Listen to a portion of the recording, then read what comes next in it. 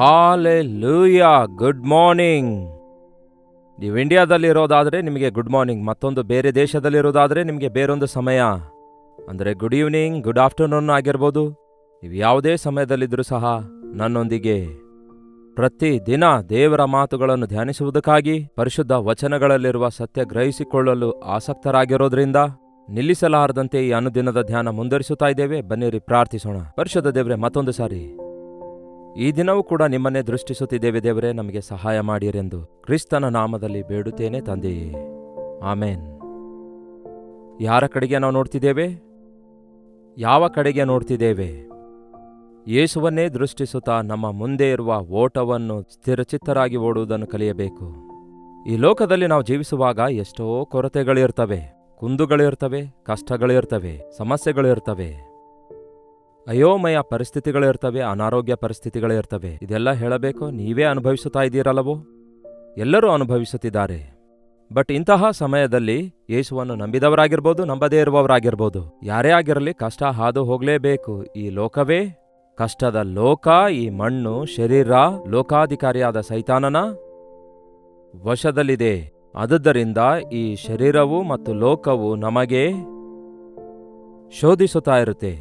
ಆದರೆ ಒಬ್ಬ ವ್ಯಕ್ತಿ ಆಧ್ಯಾತ್ಮಿಕವಾಗಿ ರಕ್ಷಿಸಲ್ಪಟ್ಟಾಗ, ದೇವರೊಂದಿಗೆ ಸಹವಾಸ ಮಾಡುತ್ತಿರುವಾಗ, ಪ್ರತಿ ಸಾರಿ ತನ್ನ ಕೊರತೆಗಳನ್ನು ತೀರಿಸಬಲ್ಲಂತಹ ದೇವರ ಕಡೆಗೆ ನೋಡಿದ್ರೆ ಸಾಕು ಪ್ರಿಯರೇ. ನಾವು ಬೇಡಿಕೊಳ್ಳುವ ಅಗತ್ಯ ಕೂಡ ಇರಲ್ಲ, ಕಿರುಚುವ ಅವಶ್ಯಕತೆ ಅಂತೂ ಇರೋದೇ ಇಲ್ಲ. ದಾವೀದನ ಜೀವಿತದಲ್ಲಿ ನಾವು ಗಮನಿಸಿ ನೋಡುವುದಾದರೆ, ದಾವೀದನನ್ನು ಯಾವತ್ತು ನೋಡಿದ್ರೂ ಕೂಡ ಕೆಲವರು ಚಿಕ್ಕ ಹುಡುಗನಾಗಿ ನೋಡ್ತಾರೆ, ಇನ್ನು ಕೆಲವರೇನು ತಪ್ಪು ಮಾಡಿದಾನಲ್ಲವೇ, ಶೋಧನೆಯೊಳಗೆ ಬಿದ್ದನಲ್ಲವೇ, ಆ ವಿಷಯವನ್ನೇ ನೋಡ್ತಾರೆ. ಬಲಹೀನನಾದರೂ ಅನ್ನುತ್ತಾರೆ, ಇಲ್ಲವೇ ಗುಲಿಯಾತನ ವಿಷಯದಲ್ಲಿ ಉಲ್ಲೇಖಿಸ್ತಾರೆ. ಆದರೆ ಕಂಪ್ಲೀಟ್ ಆಗಿ ದಾವೀದನ ಚರಿತ್ರೆ ಎಲ್ಲಾದರೂ ನೀವು ಬೈಬಲಲ್ಲಿ ಓದಿದ್ದೀರಾ? ಬೈಬಲ್ನಲ್ಲಿಯೇ ಓದ್ರಿ, ಬೇರೆ ಎಲ್ಲಿಯೂ ಅಗತ್ಯವಿಲ್ಲ. ಬೈಬಲ್ನಲ್ಲಿಯೇ ಆಯಾ ಭಾಗಗಳಲ್ಲಿ ಹೇಗೆ ಅವನು ಪ್ರತಿಸ್ಪಂದಿಸಿದ್ದಾನೆ, ಹೇಗೆ ದೇವರ ಮೇಲೆ ಆಧಾರಗೊಂಡಿದ್ದಾನೆಂದು, ಹೇಗೆ ಬಿದ್ದೋಗುತ್ತಾನೆ, ಹೇಗೆ ಬಿದ್ದಿರುವ ಸ್ಥಿತಿಯಿಂದ ಎದ್ದನು ಎಂಬ ಅನೇಕ ವಿಷಯಗಳನ್ನು ನಾವು ತಿಳಿದುಕೊಳ್ಳುವಾಗ, ಕೊನೆಗೆ ಬರೋಷ್ಟೊತ್ತಿಗೆ ದೇವರು ಹೊಸ ಒಡಂಬಡಿಕೆಯಲ್ಲಿ ದಾವೀದನ ಕುರಿತು ಬರೆಯುವಾಗ ಪವಿತ್ರಾತ್ಮ ದೇವರು ಹೇಳಿದ್ದಾರೆ, ನನ್ನ ಹೃದಯಾನುಸಾರನಾದ ವ್ಯಕ್ತಿ ಎಂಬುದಾಗಿ. ಅಂದರೆ ನನ್ನ ಮನಸ್ಸನ್ನು ಅರಿತಿರುವ ವ್ಯಕ್ತಿಯಾಗಿ ಬದುಕಿರುವ ವ್ಯಕ್ತಿ, ನಾನು ಆಶಿಸಿರುವ ಸ್ಥಾನದಲ್ಲಿ ಬದುಕಿರುವ ವ್ಯಕ್ತಿ. ನಾವು ಕೂಡ ಹಾಗಿರಬೇಕೆಂದು ದೇವರು ಆಶಿಸುತ್ತಾರೆ. 121ನೇ ಕೀರ್ತನೆ ಹೇಳುತ್ತೆ, ನಾನು ಕಣ್ಣೆತ್ತಿ ಪರ್ವತಗಳ ಕಡೆಗೆ ನೋಡುವೆನು, ನನ್ನ ಸಹಾಯವು ಎಲ್ಲಿಂದ ಬರುವುದು ಎಂದು. ಹೀಗೆ ಯಾವಾಗಲೂ ತನ್ನ ಕಣ್ಣುಗಳನ್ನು ಪರ್ವತದ ಕಡೆಗೆ ಎತ್ತುತ್ತಿದ್ದನು. ಯಾವ ಪರ್ವತಗಳು? ನಮ್ಮ ದೇಶಗಳಲ್ಲಿಯೂ ಬಹಳಷ್ಟು ಪರ್ವತಗಳಿವೆ. ಪರ್ವತಗಳ ಮೇಲೆ ಗುಡಿಗಳಿವೆ. ನೋಡಿ, ಹಿಮಾಲಯ ಪರ್ವತಗಳಿವೆ. ಪ್ರಪಂಚದಾದ್ಯಂತ ಎಷ್ಟೋ ಉನ್ನತವಾದ ಶಿಖರಗಳಿವೆ. ಬಟ್ ದಾವೀದನು ಬೆತ್ಲೆಹೇಮಿನ ನಿವಾಸಿ. ಯೆರೂಸಲೇಮಿನಲ್ಲಿ ಸುತ್ತಲೂ ಪೌಳಿಗೋಡೆಗಳಿಂದ ಕಟ್ಟಲ್ಪಟ್ಟಂತಹ ಗೋಡೆಯಾಗಿತ್ತು. ಬೆತ್ಲೆಹೇಮು ಯೆರೂಸಲೇಮಿನ ಪಕ್ಕದಲ್ಲಿಯೇ ಇತ್ತು. ಹಾಗಾಗಿ ಯೆರೂಸಲೇಮಿನಲ್ಲಿಯೂ ಬೆತ್ಲೆಹೇಮಿನಲ್ಲಿಯೂ ಇದ್ದಾಗ ಚಿಕ್ಕಂದಿನಿಂದಲೇ ನಾನು ಹತ್ತಲಾರದ ಉನ್ನತ ಶಿಖರಗಳಿಗೆ ಹತ್ತಿಸು ಎಂದು ಆಶಿಸುತ್ತಾ ಶಿಖರಗಳನ್ನೇ ನೋಡುತ್ತಾ ಇದ್ದನು. ಪರ್ವತ ಅನ್ನುವಾಗ ಒಂದು ಬಂಡೆಯಾಗಲಿ, ಇಲ್ಲವೇ ಪರ್ವತ ಅನ್ನುವಾಗ ಅದೇನೋ ಒಂದು ದೇವಸ್ಥಾನ ಅಂದುಕೊಳ್ಳುವಂಥದ್ದಲ್ಲ. ಆದರೆ ನಮಗೆ ಬೈಬಲ್ನಲ್ಲಿರುವಂತಹ ಪರ್ವತಗಳು ಎಷ್ಟೋ ಪಾಠಗಳನ್ನು ಕಲಿಸುತ್ತವೆ. ನನಗೆ ನ್ಯಾಯ ಬೇಕಾದಾಗ ನಾನು ಪರ್ವತಗಳ ಕಡೆಗೆ ನೋಡುತ್ತೇನೆ. ಸೀನಾಯಿ ಬೆಟ್ಟದ ಮೇಲೆ ದೇವರು ತನ್ನ ಕೈ ಬರಹದಿಂದ ಬರೆದಿರುವ ದಶಾಜ್ಞೆಗಳನ್ನು ಮೋಶೆಯ ಕೈಗೆ ದೇವರು ಕೊಡ್ತಾರೆ. ಅಂದರೆ ಆಜ್ಞೆಗಳನ್ನು ಕೊಡುವ ಸ್ಥಳ ಬೆಟ್ಟ ಆಗಿದೆ. ನಮ್ಮ ಜೀವಿತವನ್ನು ಪರಿಶೀಲಿಸಿಕೊಳ್ಳುವುದಕ್ಕಾಗಿ ದೇವರ ಆ ಒಂದು ಆಜ್ಞೆಗಳನ್ನು ಅರಿತುಕೊಂಡು ನಾವು ವಿಧೇಯರಾಗಿದ್ದೇವೋ ಅವಿಧೇಯರಾಗಿದ್ದೇವೋ ಎಂದು ಸರಿಪಡಿಸಿಕೊಳ್ಳುವುದಕ್ಕಾಗಿ, ಆತನ ಆಜ್ಞೆಗಳನ್ನು ಅನುಸರಿಸಿ ನಡೆಯುವುದಕ್ಕಾಗಿ, ನಮ್ಮ ಶ್ರಮೆಗಳಲ್ಲಿಯೂ ಶೋಧನೆಗಳಲ್ಲಿಯೂ ಆತನ ಮಾರ್ಗ ಅರಿತುಕೊಳ್ಳುವುದಕ್ಕಾಗಿ ಸೀನಾಯಿ ಬೆಟ್ಟದ ಮೇಲೆ ದಶಾಜ್ಞೆಗಳನ್ನು ಕರ್ತನು ಕೊಡುತ್ತಾರೆ. ಈ ದಿನ ದೇವರ ಆಜ್ಞೆಗಳ ಕಡೆಗೆ ನಾವು ನೋಡುವುದಾದರೆ, ಆತನ ಆಜ್ಞೆಗಳನ್ನು ನಾವು ಧ್ಯಾನಿಸುವುದಾದರೆ, ಅವುಗಳನ್ನು ಅನುಸರಿಸುತ್ತಿದ್ದೇವೋ ಇಲ್ಲವೋ ಎಂಬುದನ್ನು ಪರಿಶೀಲಿಸಿಕೊಳ್ಳುವುದಾದರೆ ನಮ್ಮ ಸಮಸ್ಯೆಗಳು ತೀರಿ ಹೋಗ್ತವೆ. ನನ್ನ ಹೊರತು ನಿಮಗೆ ಬೇರೆ ದೇವರುಗಳು ಇರಬಾರದು. ಒಂದು ಪ್ರತಿಮೆ ಮಾಡಿಕೊಂಡು ಅದಕ್ಕೆ ಅಡ್ಡ ಬೀಳಬಾರದು. ನಿನ್ನ ದೇವರಾದ ಯೆಹೋವನ ನಾಮವನ್ನು ವ್ಯರ್ಥವಾಗಿ ಉಚ್ಚರಿಸಬಾರದು. ಸಬ್ಬತ್ ದಿನವನ್ನು ಪರಿಶುದ್ಧ ದಿನವೆಂದು ಆಚರಿಸಬೇಕು. ದೀರ್ಘಾಯುಷ್ಯವುಳ್ಳವರಾಗುವಂತೆ ತಂದೆತಾಯಿಗಳನ್ನು ಸನ್ಮಾನಿಸಬೇಕು. ನರಹತ್ಯ ಮಾಡಬಾರದು, ಕದಿಯಬಾರದು, ವ್ಯಭಿಚಾರ ಮಾಡಬಾರದು, ನಿನ್ನ ನೆರೆಯವನ ಸೊತ್ತನ್ನು ಆಶಿಸಬಾರದು, ನಿನ್ನ ನೆರೆಯವನ ಮೇಲೆ ಸುಳ್ಳು ಸಾಕ್ಷಿಯನ್ನು ಹೇಳಬಾರದು. ಕ್ಲುಪ್ತವಾಗಿ ಹೇಳಿದ್ದಾರೆ. ನಾವು ಇವುಗಳನ್ನು ಮೀರುವಾಗ ಸಮಸ್ಯೆಗಳಲ್ಲಿ ಸಿಕ್ಕಾಕಿಕೊಳ್ತೇವೆ. ನಾವು ಸಮಸ್ಯೆಗಳಲ್ಲಿರುವಾಗ ನಾವು ಕರ್ತನ ಕಡೆಗೆ ನೋಡಿ ಕರ್ತನೊಂದಿಗೆ ನಮ್ಮ ಮಾರ್ಗ ಸರಿಪಡಿಸಿಕೊಂಡು ನಮ್ಮ ತಪ್ಪನ್ನು ತಿದ್ದುಕೊಂಡ್ರೆ ಆಶೀರ್ವದಿಸಲ್ಪಡ್ತೇವೆ. ಮತ್ತೊಂದು ಬೆಟ್ಟ ನೋಡ್ತೇವೆ, ಚಿಯೋನ್ ಬೆಟ್ಟ. ಯೆರೂಸಲೇಮಿನಲ್ಲಿರುವ ಚಿಯೋನ್ ಬೆಟ್ಟ ದೇವರ ಪಟ್ಟಣಕ್ಕೆ, ದೇವರ ಸನ್ನಿಧಿಗೆ ಗುರುತಾಗಿದೆ. ಚಿಯೋನ್ ಬೆಟ್ಟದ ಮೇಲೆ ದೇವರು ತನ್ನ ಆಲಯವನ್ನು ಇಲ್ಲವೇ ತನ್ನ ಸನ್ನಿಧಿ ಇಡುವುದನ್ನು ನೋಡುತ್ತೇವೆ. ನಮಗೋಸ್ಕರ ಪರಮ ಚಿಯೋನನ್ನು ಆತನು ಸಿದ್ಧಪಡಿಸುತ್ತಿದ್ದಾನೆ.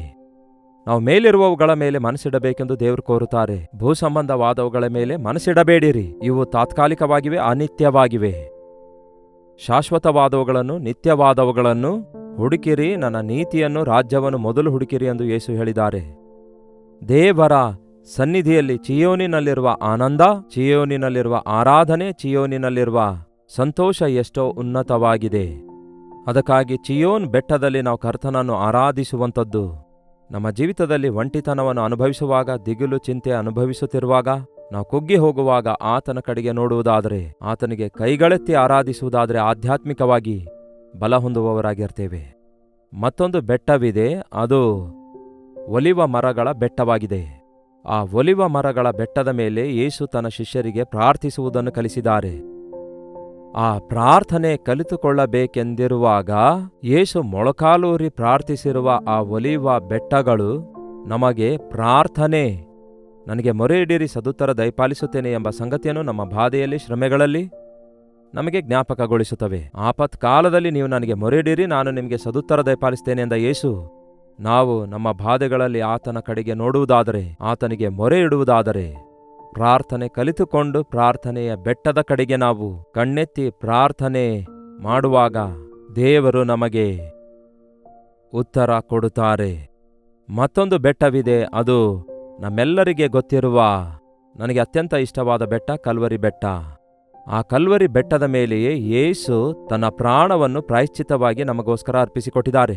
ನಮ್ಮ ಎಲ್ಲಾ ಪಾಪಗಳಿಗೆ ಪ್ರಾಯಶ್ಚಿತ್ತ ಮಾಡಿರೋದ್ರಿಂದ, ನಮ್ಮ ಅಪರಾಧಗಳ ದೆಸೆಯಿಂದ ಆತನು ಗಾಯಗೊಂಡಿರೋದ್ರಿಂದ, ನಮ್ಮ ದ್ರೋಹಗಳ ದೆಸೆಯಿಂದ ಜಜ್ಜಲ್ಪಟ್ಟಿರೋದ್ರಿಂದ, ಆ ಬೆಟ್ಟದ ಕಡೆಗೆ ನೋಡುವಾಗ, ಆ ಕಲ್ವರಿ ಬೆಟ್ಟದ ಮೇಲೆ, ಆ ಶಿಲುಬೆಯ ಮೇಲೆ ಯೇಸು ಮಾಡಿರುವ ಬಲಿಯಜ್ಞವನ್ನು ನೋಡುವಾಗ ನಿಮ್ಮ ಪಾಪಕ್ಕೆ ಪ್ರಾಯಶ್ಚಿತ್ತ ಉಂಟಾಗಿದೆ ಎಂಬ ನಂಬಿಕೆ, ಕ್ರಿಸ್ತೇಸುವಿನಲ್ಲಿರುವವರಿಗೆ ಯಾವ ಶಿಕ್ಷೆಯ ವಿಧಿ ಇಲ್ಲ ಎಂಬ ಧೈರ್ಯ ನಮಗುಂಟಾಗ್ತದೆ.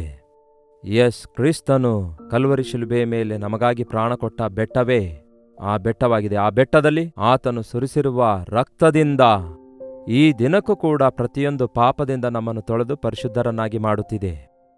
ಮತ್ತೊಂದು ವಿಷಯವೇನೆಂದರೆ, ಈ ಒಲಿವ ಮರಗಳ ಬೆಟ್ಟದಲ್ಲಿ ಅನೇಕ ಬೆಟ್ಟಗಳಿವೆ. ಈ ಪರ್ವತಗಳಿಂದ ತುಂಬಿಕೊಂಡದ್ದಾಗಿದೆ ಯೆರೂಸಲೇಮು. ಅದೇ ರೀತಿಯಾಗಿ ಮತ್ತೊಂದು ಒಲಿವ ಮರಗಳ ಬೆಟ್ಟವಿದೆ, ಅದು ಆರೋಹಣ ಬೆಟ್ಟವೆಂದು ಕರೆಯಲಾಗ್ತದೆ. ಅಲ್ಲಿ ಯೇಸು ಕ್ರಿಸ್ತನು ಸಜೀವನಾದ ನಂತರ 40 ದಿನಗಳವರೆಗೂ ಅನೇಕ ಜನರಿಗೆ ಅನೇಕ ಸಂದರ್ಭಗಳಲ್ಲಿ ತೋರ್ಪಡಿಸಿಕೊಂಡು 500 ಮಂದಿ ನೋಡುತ್ತಿರುವಾಗ, ಆ ಒಲಿವ ಮರಗಳ ಬೆಟ್ಟದ ಮೇಲಿನಿಂದ ಪರಲೋಕಕ್ಕೆ ಆರೋಹಣವಾಗಿ ಹೋದರು. ಆತನು ಆರೋಹಣವಾಗುತ್ತಿರುವಾಗ ಎಲ್ಲರೂ ನೋಡುತ್ತಿದ್ದ ಹಾಗೆಯೇ ಆತನು ಮೇಘಗಳೊಳಗೆ ಎತ್ತಲ್ಪಟ್ಟ ನಂತರ ಎಲ್ಲರೂ ಹಾಗೆಯೇ ಅಲ್ಲೇ ನಿಂತು ನೋಡುತ್ತಿರುವವರಿಗೆ ದೂತನು ಬಂದು ಹೇಳಿರುವ ಮಾತೇನೆಂದರೆ, ಯಾವ ರೀತಿ ಯೇಸು ನಿಮ್ಮಿಂದ ಹೀಗೆ ಎತ್ತಲ್ಪಟ್ಟಿದ್ದಾರೋ ಹಾಗೆಯೇ ಆತನು ತಿರುಗಿ ಬರುತ್ತಾನೆ. ಈ ಆರೋಹಣ ಬೆಟ್ಟ ಯೆರೂಸಲೇಮಿನಲ್ಲಿ ಒಲಿವ ಮರಗಳ ಬೆಟ್ಟದಲ್ಲಿ ಒಂದಾಗಿದೆ. ಆ ಬೆಟ್ಟದ ಮೇಲೆ ಮತ್ತೆ ಯೇಸು ತಿರುಗಿ ಬರುತ್ತಾರೆ ಎಂದು ಹೇಳಲಾಗಿದೆ. ಯಾವಾಗ ನಾವು ನಿರುತ್ಸಾಹದಿಂದ ನನ್ನ ದೇವರು ನನ್ನ ಕೈ ಬಿಟ್ಟಿದ್ದಾರೆ, ನನ್ನ ದೇವರು ನನ್ನನ್ನು ಮರೆತು ಹೋಗಿದ್ದಾರೆ, ಬೇಗನೆ ಬರ್ತೇನೆಂದಿರುವ ಕರ್ತನು ಬರಲಿಲ್ವಲ್ಲ, ನನ್ನ ಪಾಪಗಳು ಕ್ಷಮಿಸಲ್ಪಟ್ಟಿವೆ, ಆದರೆ ನಾನು ಇನ್ನೂ ಶ್ರಮೆಗಳಲ್ಲಿದ್ದೇನೆ, ನನಗೆ ಈ ಲೋಕ ಶ್ರಮೆಗಳಿಂದ ಬಿಡುಗಡೆ ಬೇಕು, ನನಗೆ ಆತನ ರಾಜ್ಯದ ವಾರಸತ್ವ ಬೇಕು ಎಂದು ಆಶಿಸುವಾಗ, ಆ ಗಲಿಬಿಲಿಯಲ್ಲಿದ್ದಾಗ, ಆ ಆರೋಹಣ ಬೆಟ್ಟದ ಕಡೆಗೆ ನೋಡುವಾಗ, ನಿಮ್ಮ ದೇವರು ಸಜೀವವುಳ್ಳ ದೇವರಾಗಿದ್ದಾರೆಂದು, ಆತನು ಮರಣವನ್ನು ಜಯಿಸಿ ಮೃತ್ಯುಂಜಯನಾಗಿ ಬಂದನೆಂದು ನೀವು ಗುರುತಿಸುತ್ತೀರಿ. ನಮ್ಮ ಕರ್ತನು ತಿರುಗಿ ಬೇಗನೆ ಬರಲಿಕ್ಕಿದ್ದಾನೆ ಎಂಬ ಸಂಗತಿಯನ್ನು ಗ್ರಹಿಸಿಕೊಳ್ಳುತ್ತೇವೆ. ಸೀನಾಯಿ ಬೆಟ್ಟದ ಮೇಲೆ ದಶಾಜ್ಞೆಗಳು ಕೊಡಲಾಗಿವೆ. ಶಿಯೋನ್ ಬೆಟ್ಟದ ಮೇಲೆ ದೇವರ ಸನ್ನಿಧಿಯನ್ನು ಏರ್ಪಡಿಸಿ ಇಡಲಾಗಿದೆ. ಒಲಿವ ಬೆಟ್ಟದ ಮೇಲೆ ಪ್ರಾರ್ಥನೆ ನಡೆದಿತು. ಕಲ್ವರಿ ಬೆಟ್ಟದ ಮೇಲೆ ಪ್ರಾಯಶ್ಚಿತ್ತ ನಡೆದಿತು. ಅದೇ ರೀತಿಯಾಗಿ ಆರೋಹಣ ಬೆಟ್ಟದ ಮೇಲೆ ಯೇಸು ಸಜೀವವುಳ್ಳಾತನು ಎಂದು ನಿರೂಪಿಸಲ್ಪಟ್ಟಿದೆ. ಆತನು ಬೇಗನೆ ಬರಲಿಕ್ಕಿದ್ದಾನೆ ಎಂಬ ಸಂಗತಿಯನ್ನು ನಾವು ಗುರುತಿಸುವವರಾಗಿರುತ್ತೇವೆ.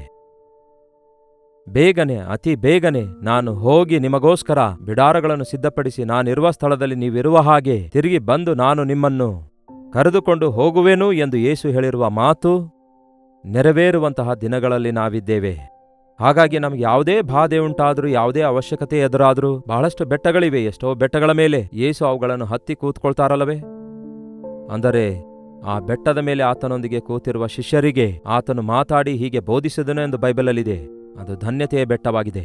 ಇನ್ನು ಅನೇಕ ಅದ್ಭುತ ಕಾರ್ಯಗಳನ್ನು ಮಾಡಿರುವ ಬೆಟ್ಟಗಳೂ ಇವೆ. 5 ರೊಟ್ಟಿ 2 ಮೀನುಗಳನ್ನು ಮುರಿದಿರುವ ಬೆಟ್ಟ ಇದೆ. ಇವೆಲ್ಲ ಯೆರೂಸಲೇಮಿನಲ್ಲಿ ಈ ದಿನ ನಾವು ನೋಡ್ತೇವೆ. ನಮ್ಮ ಹಸಿವೆ ತೀರಿಸುವ ಬೆಟ್ಟ, ನಮಗೆ ಆದರಣೆಯನ್ನುಂಟು ಮಾಡುವಂತಹ ಮಾತುಗಳನ್ನು ಒದಗಿಸುವ ಬೆಟ್ಟ. ಅದೇ ರೀತಿ ಅನೇಕ ಬೆಟ್ಟಗಳಿವೆ. ಕಾರ್ಮೇಲ್ ಬೆಟ್ಟದ ಮೇಲೆ ದೇವರ ನಾಮಕ್ಕೆ ಮಹಿಮೆ ಉಂಟಾಗುವ ಹಾಗೆ ಎಲೀಯ ಆ ಪರಲೋಕದ ಅಗ್ನಿಯನ್ನು ಭೂಲೋಕಕ್ಕಿಳಿದು ತಂದ ಬೆಟ್ಟ ಆಗಿದೆ. ಅದು ಅಗ್ನಿ ಇಳಿದು ಬಂದ ಬೆಟ್ಟ ಆಗಿದೆ. ಬಲಿಪೀಠ ದಹಿಸಿರುವ ಬೆಟ್ಟವಾಗಿದೆ. ಹೀಗೆ ಬೆಟ್ಟಗಳ ಮೇಲೆ ಬೆಟ್ಟದ ಕುರಿತು ನಾವು ಓದುವಾಗ ಬೈಬಲಲ್ಲಿ ಬಹಳ ಬೆಟ್ಟಗಳಿವೆ. ಆದರೆ ಈ ಬೆಟ್ಟಗಳನ್ನು ಇದ್ದ ಹಾಗೆ ನೋಡದೆ ಅವುಗಳಲ್ಲಿರುವಂತಹ ಆಧ್ಯಾತ್ಮಿಕವಾದ ಸತ್ಯವನ್ನು ನಾವು ಗ್ರಹಿಸುವುದಾದರೆ ಆಗ ನಮಗೆ ಅರ್ಥ ಆಗುತ್ತೆ. ಈ ಎಲ್ಲಾ ಬೆಟ್ಟಗಳಿಗೆ ನಾವು ಹೋಗುವ ಅಗತ್ಯವಿಲ್ಲ, ಅಲ್ಲಿ ಮೊರೆಯಿಡುವ ಅಗತ್ಯವಿಲ್ಲ.